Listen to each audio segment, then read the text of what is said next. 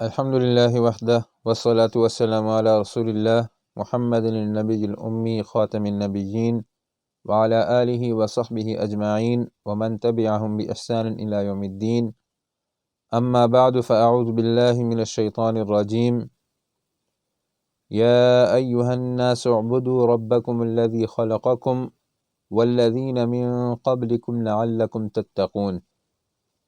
یا ایہا الناس، اے لوگو، اعبدوا ربکم، خاص کرو عبادت اپنے رب کی، الذی خلقکم، جس نے تمہیں پیدا کیا ہے، والذین من قبلکم، اور ان لوگوں کو پیدا کیا ہے جو تم سے پہلے تھے، لعلکم تتقون، تاکہ تم بچ جاؤ شرک اور آگ سے۔ یہاں سے دوسرا باب شروع ہو رہا ہے آیت نمبر 39 تک۔ اس سے پہلے عظمت قرآن کا ذکر تھا، ذالک الکتاب لا ریب فیہ، اور یہاں مقصد قرآن کا ذکر ہے، یعنی توحید فی العبادہ اور رد شرک۔ اس باب کا خلاصہ یہ ہے کہ سب سے پہلے یا ایھا الناس اعبدوا سے توحید فی العبادہ اور رد شرک ہے 5 عقلی دلائل کے ساتھ۔ اس کے بعد وَإِن كُنتُمْ فی ریب سے صدق رسول اور صدق قرآن کا اس بات ہے، اور مناظری کی دعوت اور تحدی یعنی چیلنج ہے۔ پھر فَإِن لَمْ تَفْعَلُوا سے منکرین کے لیے تخویف اخروی ہے، اور مومنین کے لیے بشارت اخروی کا ذکر ہے، وَبَشِّرِ الَّذِينَ آمَنُوا۔ پھر ان اللہ لا یستحیی سے رسول اور قرآن پاک پر وارد ہونے والے شبہ کا جواب ہے، مثال کی حکمت کے بیان کے ذریعے، کہ اس کے ذریعے دونوں جماعتوں میں تمیز ہوتی ہے۔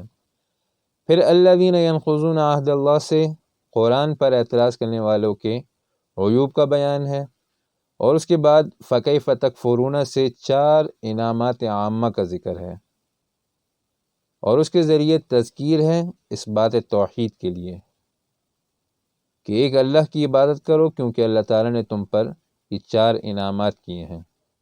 وہ 4 انعامات کیا ہیں؟ پہلا انعام یہ کہ اللہ تعالیٰ نے انسانوں کو زندگی دی ہے، پیدا کیا ہے۔ دوسرا انعام یہ ہے کہ دنیا کی چیزیں انسان کے فائدے کے لیے بنائی ہیں، الذی خلق لکم ما فی الارض جمیعا۔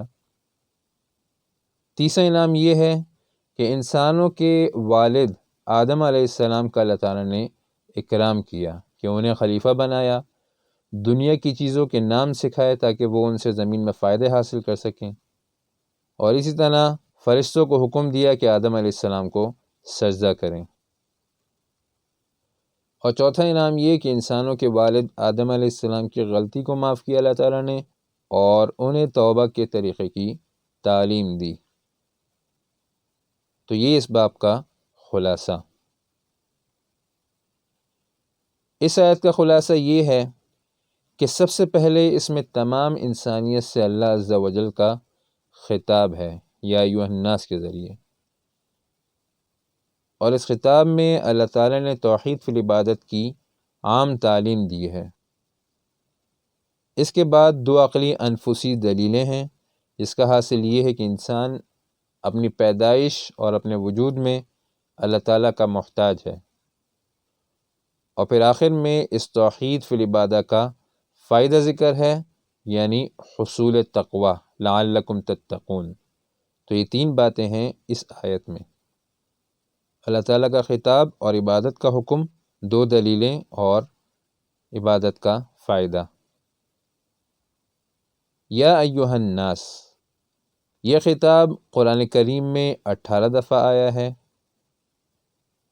قرآن کریم میں مختلف قسم کے خطابات ہیں اللہ عز و جل کی طرف سے۔ کبھی عام خطاب کیا جاتا ہے یا ایھا الناس، کبھی مومنین کو خطاب کیا جاتا ہے یا ایھا الذین آمنوا، کبھی صرف یہود کو مخاطب بنایا جاتا ہے یا بنی اسرائیل، کبھی کافروں کو مخاطب کیا جاتا ہے یا ایھا الکافرون۔ تو قرآن کریم میں مختلف قسم کے خطابات ہیں، تو یا ایھا الناس یہ عام خطاب ہے پوری انسانیت کے لیے۔ یہ اس بات کی دلیل ہے کہ رسول اللہ صلی اللہ علیہ وسلم اور قرآن کی دعوت پوری دنیا اور پوری انسانیت کے لیے عام ہے۔ اس خطاب میں بہت سی تاکیدات ہیں۔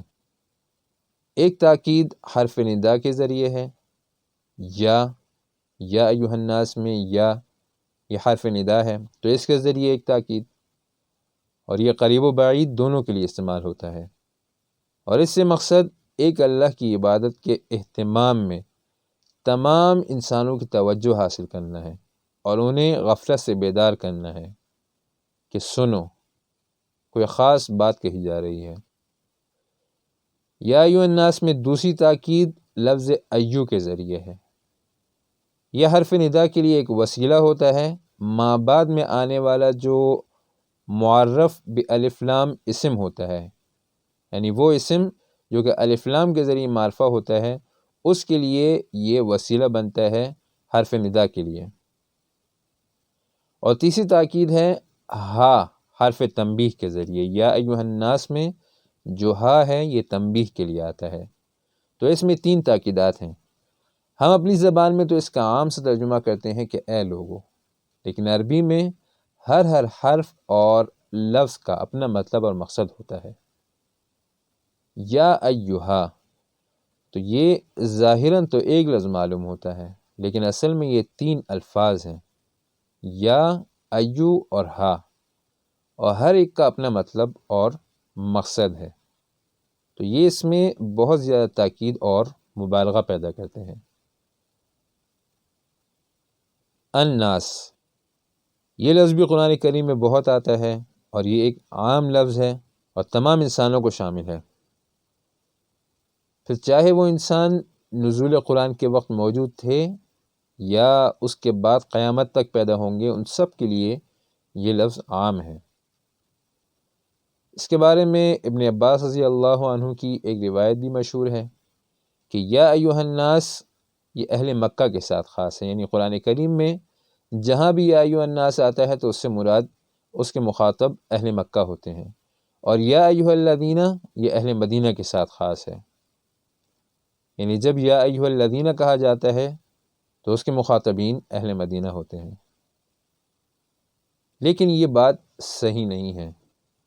اس سے ملحدین کو ایک دلیل مل جاتی ہے کہ یہ قرآن کے احکامات مکہ اور مدینہ اور اس زمانے کے لوگوں کے لیے تھے، ان کے ساتھ خاص تھے۔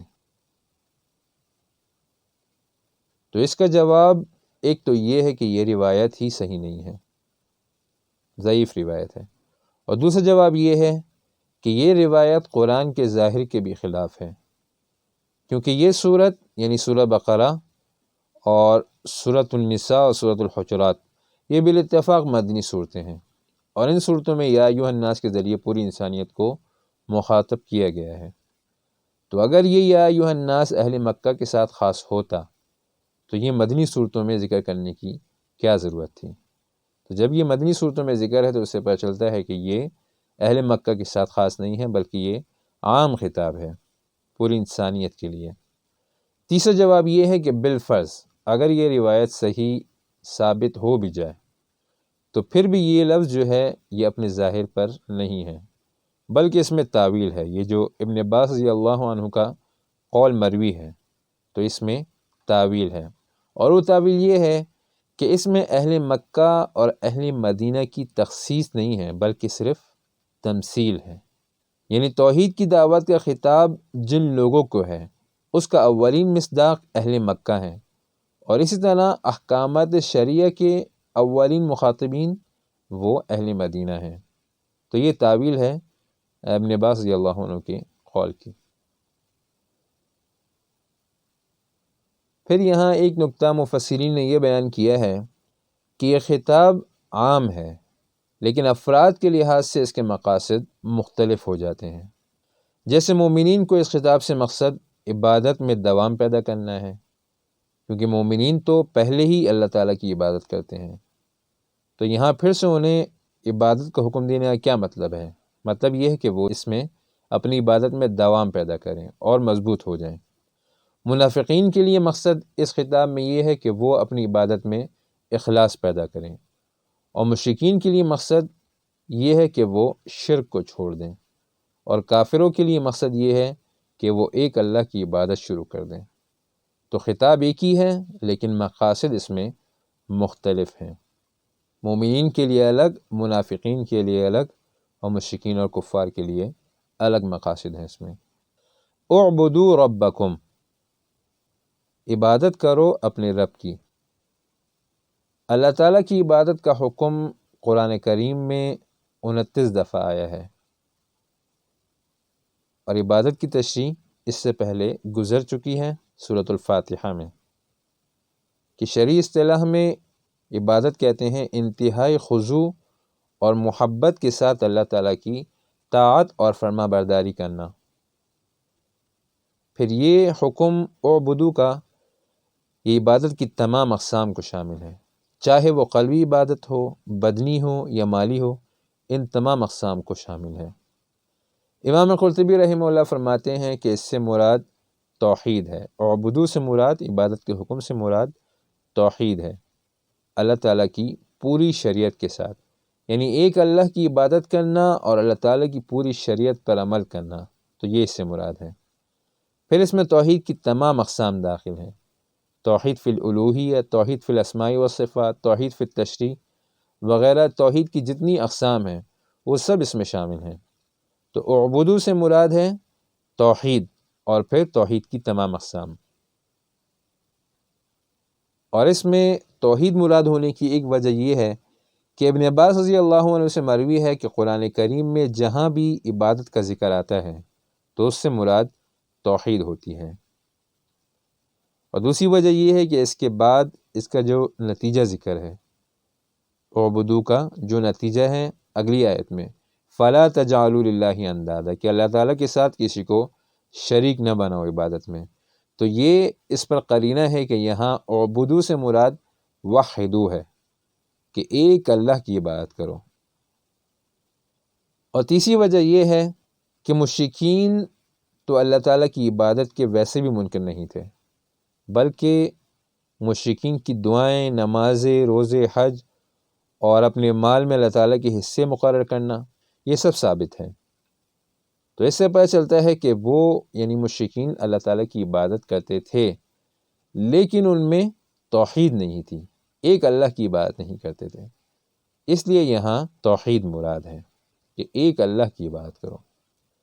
اذا دعی اللہ وحدہ کفرتم وان یشرک بہ تؤمنون، سورۃ المؤمن 12، کہ جب ایک اللہ کو پکارا جاتا ہے تو یہ مشرکین کفر کرتے ہیں، انکار کرتے ہیں، وان یشرک بہ تؤمنون، اور جب شریک کیا جاتا ہے اللہ تعالیٰ کی عبادت میں کسی اور کو تو پھر ایمان لے آتے ہیں، مان لیتے ہیں اس بات کو۔ اعبدوا ربکم، یہاں فرمایا ربکم، رب کو خاص کیا۔ تو ربکم میں رب کے وصف کی تخصیص کی ایک وجہ یہ ہے کہ عبادت کا موجب اور سبب ربوبیت ہی ہے، کہ اللہ تعالیٰ کی عبادت اس لیے ضروری ہے کیونکہ وہ ہمارے رب ہیں، تو یہ وجہ ہے کہ رب کی تخصیص کی گئی یہاں پہ۔ دوسرا یہ کہ توحید عبودیت سے پہلے توحید ربوبیت ضروری ہے، یعنی پہلے یہ جاننا ضروری ہے کہ ہمارا رب کون ہے، ہمیں کس نے پیدا کیا ہے، ہمیں کون پالتا ہے، اور یہ جاننا ضروری ہے کہ وہ ایک ہی رب ہے، اس کے علاوہ کوئی اور رب نہیں ہے۔ اس لیے یہاں پہ ربکم ذکر کیا، رب ذکر کیا۔ تو گویا اس جملے میں حکم اور دلیلیں دونوں ذکر ہیں، یعنی ایک اللہ کی عبادت اس لیے کرو کیونکہ وہی تمہارا رب ہے۔ ربوبیت کی تفصیل سورۃ الفاتحہ میں رب العالمین کی تفصیل میں ذکر ہو چکی ہے کہ رب اسے کہتے ہیں جو پیدا کرے اور پھر پرورش کرے اور آخری حد تک پہنچائے۔ الذی خلقکم، یہ ربکم کی صفت موضحہ ہے، یعنی اس کی مزید وضاحت ہے، کسی حکم کے ساتھ اس کی صفت کو ذکر کرنا، یہ اس بات کی دلیل ہوتی ہے کہ یہ صفت اس حکم کی علت اور دلیل بھی ہے۔ تو پہلے ربکم ذکر کیا، اس کے بعد الذی خلقکم، یہ اس کی صفت ذکر کی، تو یہ صفت اس حکم کی علت بھی ہے اور دلیل بھی ہے۔ تو یہ دلیل ہے، اور پہلی عقلی دلیل ہے۔ پھر عقلی میں بھی عقلی انفسی ہے، دعوے کے اس بات کے لیے اعبدو یہ دعویٰ تھا، اور اس کے اس بات کے لیے دلیل ہے پہلی عقلی انفسی۔ دلائل کی بحث اصول میں گزر چکی، وہاں ہم نے بتایا تھا کہ دلائل کی بنیادی 3 اقسام ہیں۔ قرآن کریم میں جو دلیلیں بیان ہوتی ہیں، دلائل بیان ہوتے ہیں، ان کی بنیادی 3 اقسام ہیں، عقلی، نقلی اور وحی۔ وہاں یہ موضوع تفصیل سے گزر چکا کہ عقلی دلیل وہ ہوتی ہے کہ جس کا تعلق عقل سے ہو، اور نقلی دلیل وہ ہوتی ہے کہ جس کا تعلق نقل سے ہو، اور وحی وہ ہوتی ہے جو وحی کے ذریعے معلوم ہو۔ پھر عقلی کی بھی 2 قسمیں ہیں، عقلی افقی اور عقلی انفسی۔ عقلی افقی وہ دلیل ہے کہ جس میں اللہ تعالیٰ انسان کے ارد گرد کی چیزیں بیان فرماتے ہیں، توحید کے دعوے پر دلیل کے طور پر، جیسے آسمان، زمین، پہاڑ، پانی وغیرہ، چرند پرند۔ اور دلیل عقلی انفسی وہ ہے کہ جس میں انسان کے جسم اور اس کے متعلقات کو دلیل بنایا جاتا ہے، جیسے کہ انسان کی پیدائش کو ذکر کیا جاتا ہے، انسان کے اعضاء ذکر کیے جاتے ہیں، اللہ تعالیٰ کی جو نعمتیں انسان کے اوپر وہ ذکر کی جاتی ہیں۔ تو یہ دلائل کی اقسام ہیں مختلف۔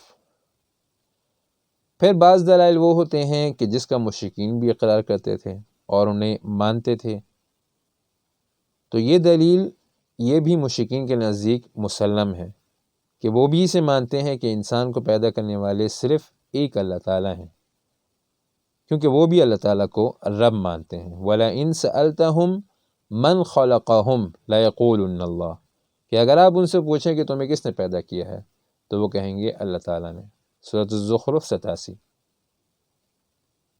دنیا میں دہریوں کے علاوہ، کمیونسٹوں کے علاوہ کوئی بھی اللہ تعالیٰ کی ربوبیت کا انکار نہیں کرتا، صرف کمیونسٹ دہریے خالق کے وجود کا انکار کرتے ہیں۔ ان کے نزدیک دنیا کو بنانے والا کوئی نہیں ہے، وہ کہتے ہیں کہ دنیا خود بخود بن گئی، انسان خود بخود پیدا ہو گیا، پہلے پانی میں کیڑے پیدا ہوئے، پھر وہ کیڑے بڑے ہو گئے، پھر بندر بن گئے، پھر انسان بن گئے۔ تو یہ ان کا نظریہ ہے جس کی ان کے پاس کوئی دلیل نہیں ہے۔ علی کل حال یہ ایک باطل نظریہ ہے۔ اس آیت سے پتہ چلتا ہے کہ انسان خود سے نہیں پیدا ہوا بلکہ اللہ تعالیٰ نے انسان کو پیدا کیا ہے۔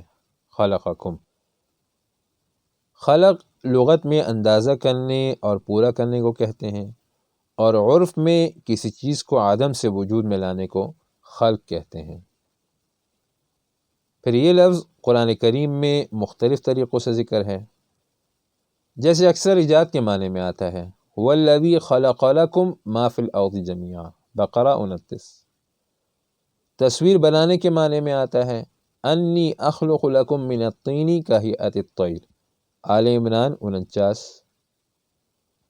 افتراء کے معنی میں آتا ہے، یہ اقوال میں استعمال ہوتا ہے وَتَخْلُقُونَ إِفْكًا، عنکبوت 17۔ دین کے معنی میں آتا ہے فَلَا يُغَيِّرُنَّ خَلْقَ اللَّهِ، نساء 119۔ مصدر مفعول کے معنی میں آتا ہے وَمَا كُنَّا عَلَى الْخَلْقِ غَافِلِينَ، مومنون 17۔ اعضاء مخلوقہ کے معنی میں آتا ہے، حصے کے معنی میں آتا ہے مَا لَهُ فِي الْآخِرَةِ مِنْ خَلَاقٍ، بقرہ 102۔ پھر یہ خلق، یہ اللہ تعالیٰ کی صفت خاصہ ہے، بندے کے لیے اس کا استعمال جائز نہیں ہے۔ یہ صفت خالق کے صیغے کے ذریعے 8 دفعہ ذکر ہے، خلاق 2 دفعہ ذکر ہے، اور احسن الخالقین یہ بھی 2 دفعہ ذکر ہے قرآن کریم میں۔ اور کل 7 جگہ قرآن کریم میں اس صفت کی نفی ہے غیر اللہ سے، جیسے ایشرکون ما لا یخلق شیئا وہم یخلقون، اعراف 191۔ اور اس کے علاوہ 6 جگہ اور ہیں جہاں غیر اللہ سے اس صفت کی نفی کی گئی ہے۔ والذین من قبلکم، اس کا عطف ہے خلقکم میں کم ضمیر مفعول پر، اور ابن جریر رحمہ اللہ فرماتے ہیں کہ اس سے مراد آبا و اجداد معبودان باطلہ اور بت ہیں، والذین من قبلکم سے، اور اس میں اس بات کی طرف اشارہ ہے کہ تمہارے آبا و اجداد اور یہ معبودان باطلہ اور یہ بت جو ہیں یہ لوگ خود مخلوق ہیں، انہوں نے کسی کو پیدا نہیں کیا، اور یہ لوگ عبادت کے لائق نہیں ہیں کیونکہ یہ لوگ تو خود مخلوق ہیں۔ امام رازی اور بعض دوسرے مفسرین رحمہم اللہ نے اس آیت سے اللہ تعالیٰ کے وجود پر استدلال ذکر کیا ہے، جس کا حاصل یہ ہے کہ جس طرح یہ اللہ تعالیٰ کی وحدانیت پر دلیل ہے یہ آیت، تو اسی طرح اللہ تعالیٰ کے وجود پر بھی یہ دلیل بنتی ہے، کیونکہ یہاں پہ فرمایا اعبدوا ربکم کہ اپنے رب کی عبادت کرو، تو جس ذات کی عبادت کا حکم دیا جا رہا ہے تو لازمی بات ہے کہ وہ موجود ہے، جبھی تو حکم دیا جا رہا ہے کہ اس کی عبادت کرو، اور اس کے دلائل دیے جا رہے ہیں، اور ایسے دلائل کہ جس کا کوئی انتہائی ضدی اور انادی شخص ہی انکار کر سکتا ہے، تو یہ اس بات کی دلیل ہے کہ جس کی عبادت کا حکم دیا جا رہا ہے وہ ذات موجود ہے، تو یہ آیت اللہ تعالیٰ کے وجود پر بھی دلیل ہے، اور یہ رد ہے دیریوں پر۔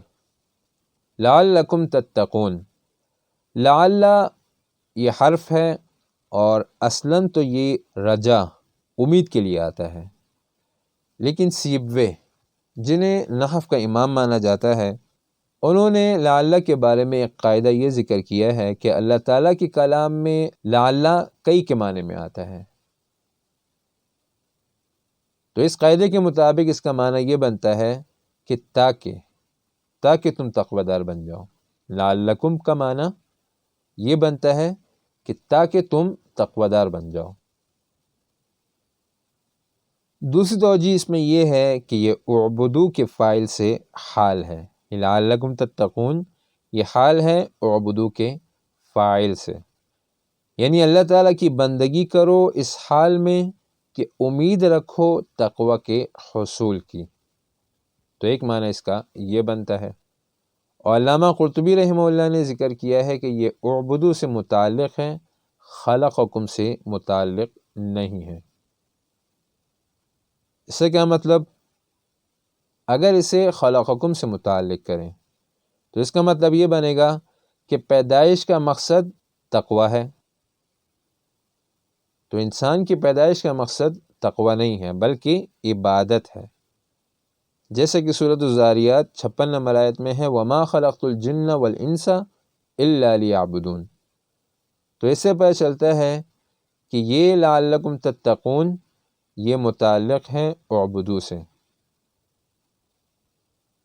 پھر تقوی کی تفصیل سورت کے شروع میں گزر چکی ہے کہ یہ وقایہ سے ماخوذ ہے اور اس کا معنی ہوتا ہے بچنا، اور شرعی اصطلاح میں تقوی عذاب سے بچنے کو کہتے ہیں، اور تقوی عابدین کے آخری درجے کو بھی کہتے ہیں، اور یہاں تقوی سے مراد ہے عذاب سے بچنا، یا اس سے مراد یہ ہے کہ توحید فی العبادہ یعنی ایک اللہ کی عبادت کے ذریعے تقوی حاصل کرنا، کہ ایک اللہ کی عبادت کرو تاکہ تم متقی بن جاؤ۔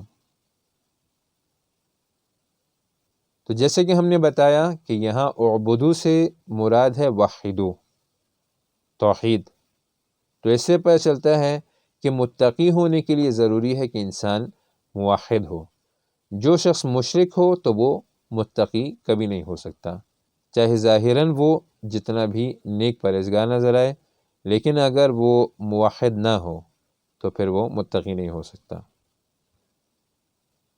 اس آیت کا ترجمہ ایک دفعہ پھر دیکھ لیں۔ یا ایہا الناس، اے لوگو، اعبدو ربکم، خاص کرو عبادت اپنے رب کی، الذی وہ رب، خلقکم جس نے تمہیں پیدا کیا، والذین من قبلکم اور ان لوگوں کو پیدا کیا جو تم سے پہلے تھے، لعلکم تتقون تاکہ تم بچ جاؤ شرک اور آگ سے۔ تو آج کا درس یہیں تک۔ سبحانک اللہم و بحمدک، نشہد ان لا الہ الا انت، نستغفرک و نتوب الیک۔